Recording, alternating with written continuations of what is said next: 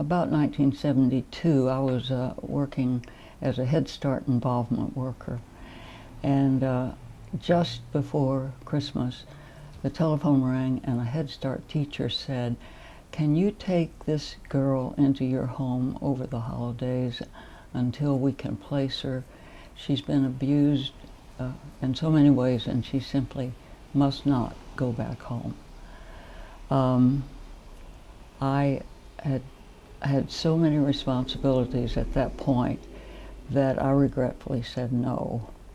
And that had haunted me for a long time because that was not the right answer. And I finally took it to a minister at my church, and he said, "Well, let's see what the church can do about that."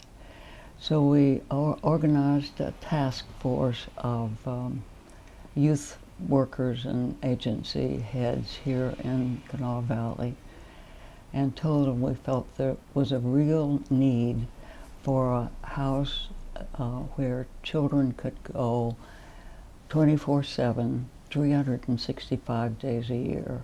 We found out that the county commission was sympathetic, and they leased us a house for 100 years at $1 a year. But the community bought into it. People would say, "Well, how do you expect to support that? How are you going to pay your bills?" And we said, if the community needs this, it will happen. And that is exactly what did happen. And I think most people who hear that story feel probably the same way she felt that night, as she had to say no and then went on to church and felt like by saying no was probably the wrong thing to do, and then turned around and did something about it. Volunteering is certainly a way to enrich your life.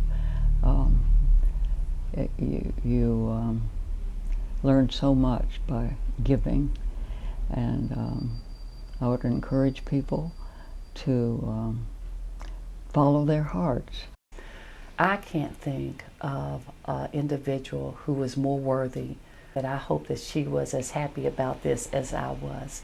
I'm pleased to be honored, but I certainly want to make the point that I'm just one of many.